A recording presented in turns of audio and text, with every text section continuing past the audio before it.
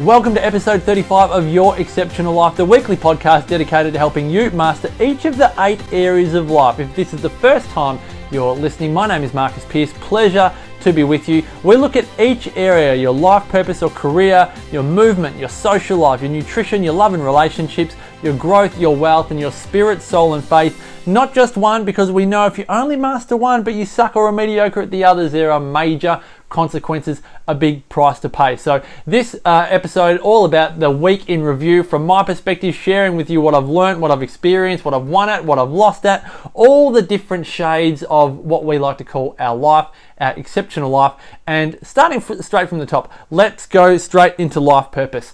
This week has been a lot of fun. I'm off to Melbourne pretty much not long after recording this episode. I'm going down to Melbourne to do a presentation on behalf of YEL, the wonderful workplace wellness tribe. Amanda and the team at YEL, wonderful people. And I get excited when I travel because I realise that I love to travel and I love to speak. And if you're familiar with Dr. John Demartini, he talks a lot about the 4 words that pretty much describe his life. His epiphany in his life was he loves to research, write, travel, and speak. That again, he loves to research, write, travel, and speak. And that is what his life is dedicated to. He is either researching, writing, traveling, or speaking pretty much 24/7, except for sleeping, of course. But it got me thinking, like, I love traveling and I love speaking and research. As you know, a journalist by trade, or if this is the first time you're listening, my background is in journalism.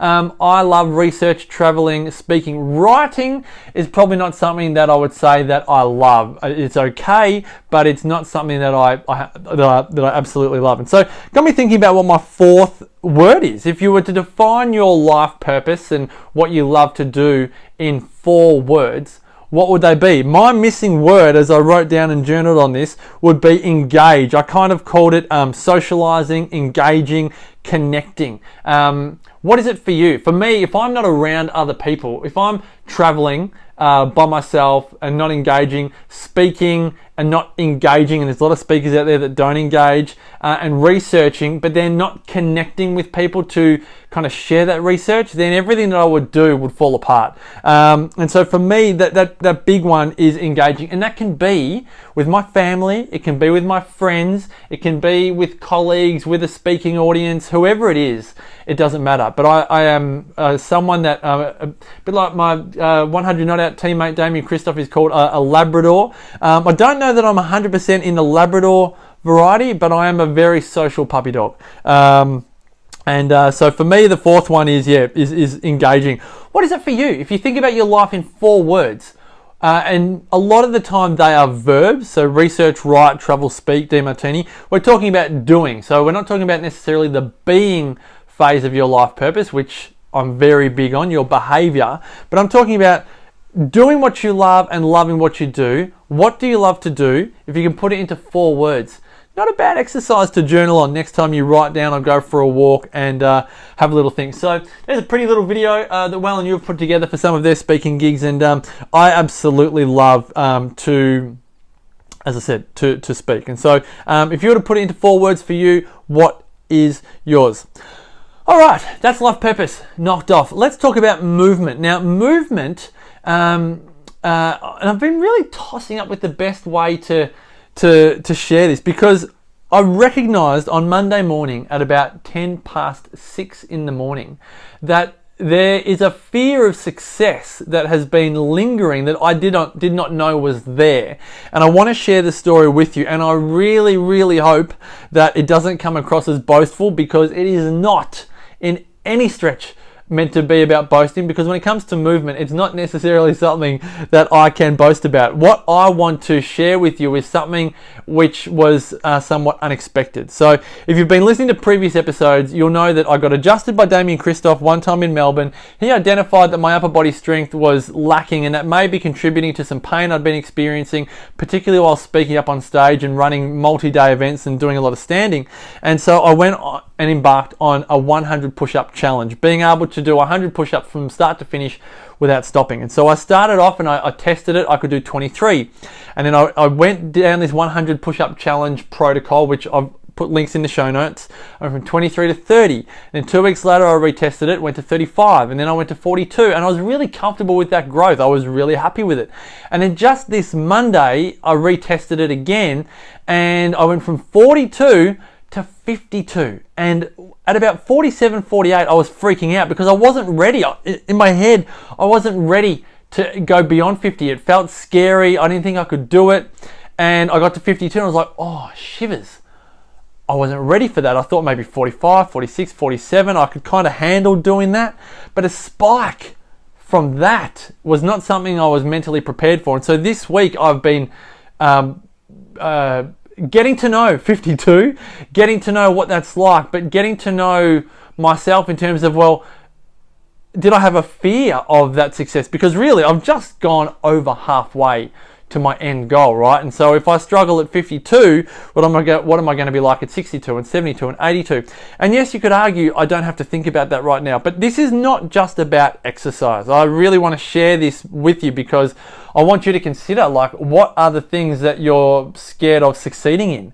I put my hand up right now. I realized when I got to 52, I'm scared of 100. Like, it's going to take a lot of work because now what I've recognized in crunching the numbers, I was doing just over 1,500 push-ups a week. Now I'm doing over 2,000 push-ups a week, which is a jump that, again, mentally, I don't think I was prepared for. And there may be areas in your life, particularly say your life purpose, your career, you may be scared of what a successful business would mean for you. You may be scared of what wonderful health would mean for you in terms of, does it mean you need to socialize with different people? Do you need to improve on your communication skills to elicit your or enunciate your health choices more effectively so that you don't offend people? If you've got improved wealth or financial circumstances, what does that mean for you socially? Does it mean that you will be judged more? The answer is yes. What does that mean in terms of people that are tall poppy syndrome? They want to cut you down, they start talking about you, you buy this, you buy that, you go there, you go here, people say things.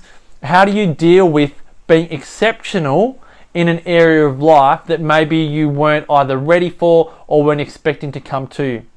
Now, I mean, on a wealth perspective, we talk about the Tatsotto phenomenon, when people inherit or come across money quickly and unexpectedly. If they haven't developed themselves between the years, then they're not necessarily equipped to hold on to that money. And that can be with health. I think with health, it's very poignant. People that go on diets and do well aren't necessarily equipped between the years to deal with that level of success. And so what happens? They go back to their comfort zone. So you want to be mindful, and I'm very mindful of this with myself at the moment on this push-up challenge. What am I prepared to do between the years in order to not just maintain the success that I have, but continue to grow and evolve? And so that's been a really big area of growth for me this week, is sticking to the task of maintaining 52 push-ups and doing the 100 push-up challenge. I mentioned on the last episode, you don't have to do push-ups. If you're curious about doing a movement challenge, it could be squats, it could be planks, it could be anything. But just be aware of what happens between the years and your ability to deal with success and exceeding your expectations. Now, my poor wife, Sebe, wasn't feeling 100% this week. She's been knocked from pillar to post. So I saw on my YouTube history, she did a yoga with Adrian, yoga for when you are not feeling well. And so if that's you at the moment, big hug, big virtual hug to you. I'll put in the show notes the actual yoga for when you're feeling sick workout that Adrian has put on there. As you know, we love yoga with Adrian in the Pierce house. All right, socially, it's been awesome this week because Sarah's parents have arrived. They're here for a month. We've got a bit of extra help. But more importantly, I love the buzz of having Sarah's folks around. The kids love it. You know, you got more people sitting at the dinner table. It's just more festive. You know, the kids, they just want to perform and share and talk and all the rest of it. And it's been great. They've only been here a couple of days. So I'm off to Melbourne today. I'm back tomorrow night. So we'll get to have some family time on the weekend with Rob and Jill as well. I went for a walk yesterday and Rob was washing the cars in the driveway. Seriously, having family around, it's awesome. And my poor black car, which used to be Rob's, hasn't been washed in a little while. Not on my highest values. I'm learning. But Rob washed the black car and then he washed the Outlander, and then he went on and washed his own car. So thanks, Rob. Appreciate it. But so socially, lots of engagement. Maya has her school Festival, Spring Fair at Cape Byron on Saturday, so that'll be a great social day as well. So plenty happening on the social front. Again, socialising gives you a buzz to life. It takes away a lot of the certainty. Socialising provides some uncertainty, some variety, as Tony Robbins would like to call it. And I just think it's a wonderful element to incorporate into your life, particularly when you're busy. When you're busy, it's even more important to socialise. And again, in the thick of 3 kids at the moment, it's flat out. All right, nutrition. I caught up with a colleague on Tuesday and went to the kitchens at Robina Town Centre. And there's a little video there. And the Kitchens is a remarkable place. My great friend Sam Gowing, who's been featured on the Wellness Couch a number of times on 100 Not Out, a neighbour of mine in the Byron Shire. We catch up as often as we can for a coffee and a chat about life. But Sam Gowing, food as medicine chef. Sam is the head chef, the resident chef at the Kitchens, and does wonderful cooking demonstrations, which I am yet to physically attend. And I thought maybe on the off chance I might catch Sam at the Kitchens, but it was a day off when I was there. And it's a remarkable place. If you're ever up on the Gold Coast, Robina area, Robina Town Centre, it's remarkable. Whatever your food choices, whatever your dietary preferences, it's just a really cool place to walk around and make sure you're hungry when you go there. I had an iced chocolate chai at Elixir Bar, and it was just wonderful to be around. And as I say, if you're up on the Gold Coast and you're looking for a wonderful, nutritional, vibrant market type experience, get along to the Kitchens. Now, love and relationships. As I said, I'm off to Melbourne tonight, and I'm only in Melbourne for one night, and often I stay at my good mate Damien Christoph's in Melbourne, but I said to Damo just as I was recording a podcast of 100 Not Out, I'm going to stay at my sister's tonight because my dad and his wife Brenda are just back from Europe. Haven't seen them in a good few months. Both of my sisters, Olivia and Georgia, are pregnant. They're only 1 week apart. Lots happening in the family life, and so I thought, what is the best use of that one night? Again, really my default is to go and catch up with Damo because there's so much to catch up on, and often, again, my sisters, young families, all the rest of it, can be a bit tricky. My mum lives further away, all the rest of it, so it's a bit more of a logistical challenge.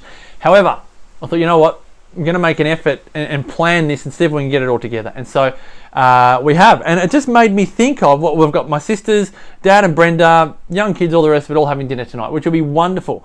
It just made me think that quality time in this scenario is way more important than quantity time, because naturally there's an interstate factor going on there.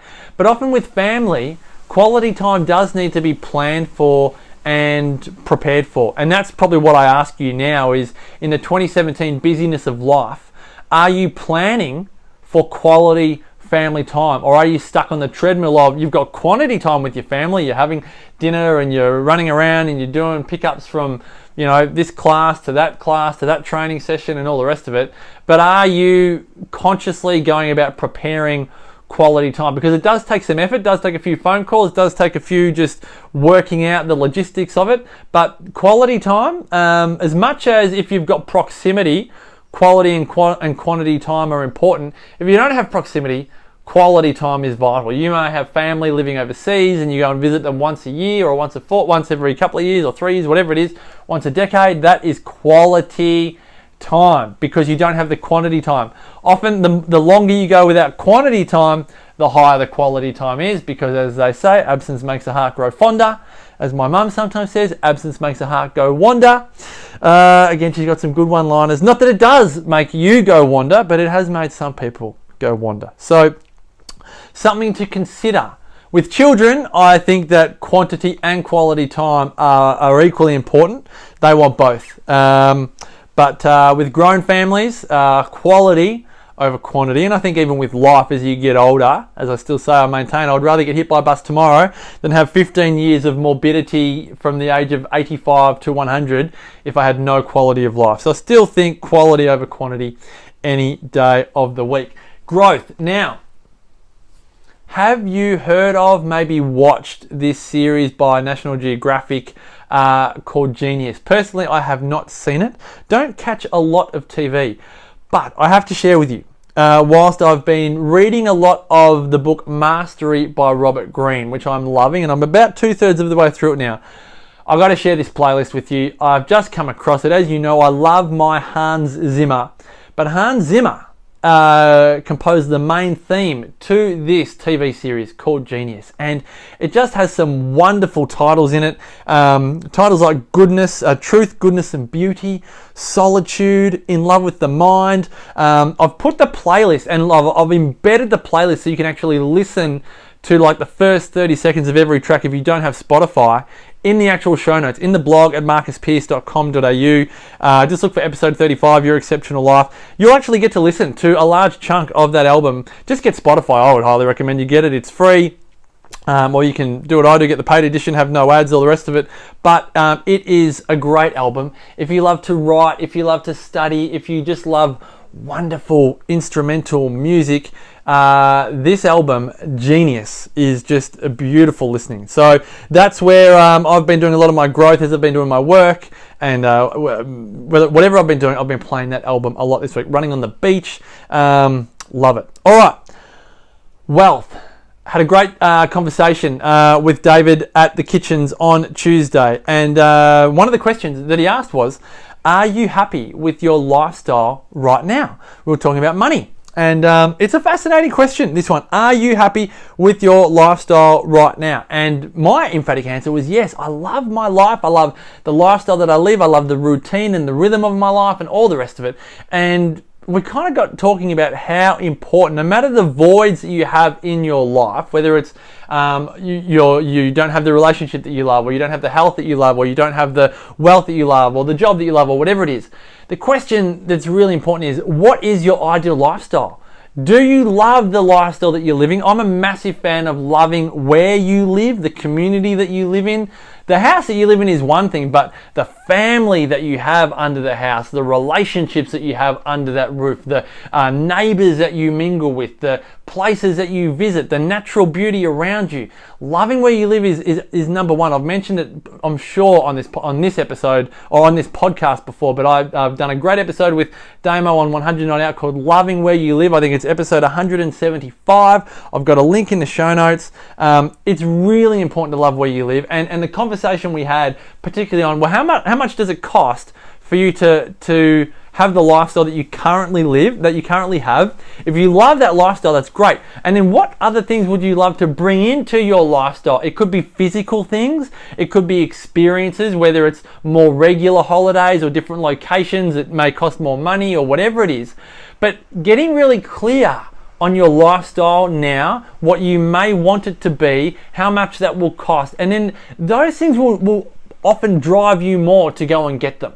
And then linking whatever it is you're doing in your work to then generate the lifestyle that you love, and having a conscious creation around it. And so around money, I want you to really consider, how much does it cost you to live your lifestyle? Do you love that lifestyle? And then what lifestyle additions do you want to add on?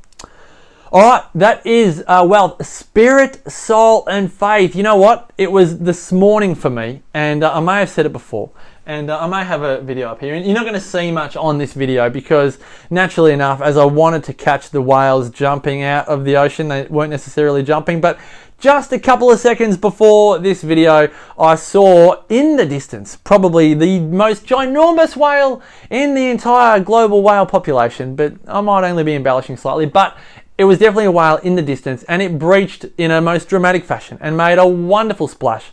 And I must say, it captured my soul. I was awestruck, as I am with whales. If you've never been whale watching before, if you haven't come up to the Byron Shire, gone up to the lighthouse and looked at whales doing their thing from a height, a distance, it is a soulful experience. It is a soul enhancing moment. There's something about whales and proximity. So if you get close to a whale, either if you're surfing, if you're in a kayak, if you're on a boat, but then if you've got a bit of height, it's beautiful, just beautiful to watch. And the whales around the Byron Shire are very friendly. They come close.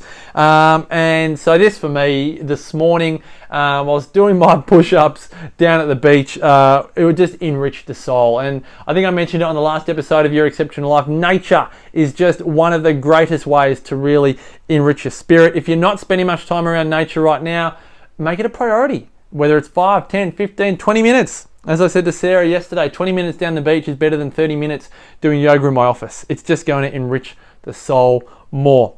All right, I'm going to add in a productivity one to end this week's edition. The kids, what was it? There was something YouTube, might have been doing Cosmic Kids Yoga or listening to an audio story or something. And for the 50th time, an ad came on for Grammarly. Now, you may know of Grammarly, you may not. It is a spell check, grammar check program. It costs no money, and they've been advertising a lot on YouTube, and I bit the cherry. What did I? Took a bite. Anyway, the saturation of Grammarly got me, and so you know what I said? I'll put it on my computer, and I've really enjoyed it. It corrects my blog. It corrects anything that I'm doing on the internet. It doesn't just spell check, but it also gives me grammatical suggestions as well, and I've really enjoyed it. So I've put a link in the show notes. Grammarly, GRAMMARLY.com. I don't know who owns it or who makes it, but I know that it's free. There is a paid version, but I've just got the free version, and I've really enjoyed it. It's simple. And so there's the productivity ad for this week's edition of Your Exceptional Life. What have you loved? What have you not loved? But really, I'd love to know, what have you loved? What are you shifting from what you've learned in this episode? Are you going to define your life purpose in 4 words? Have a go at it. It's a lot of fun. Are you scared of success? Where have you observed it? That's my story from moving. How much buzz have you got going in your life? Which socializing feeds? Love and relationships, quality over quantity time, really important. Have a listen to that playlist from the Genius album of Hans Zimmer. Let me know what you've learned from this episode. I would love for you to connect. You can do so on the socials at Marcus D. Pearce, D for David, Marcus D. Pearce, P-E-A-R-C-E. Send me an email, marcus@marcuspearce.com.au, or check out the entire show notes at marcuspearce.com.au. You'll see the full catalogue of episodes from Your Exceptional Life, 100 Not Out, Inside the Champion's Mind, all the podcasts that I've been a part of. Really look forward to having your company on next week's edition of Your Exceptional Life. Until next time, as always, continue to make the rest of your life the best of your life. Bye for now.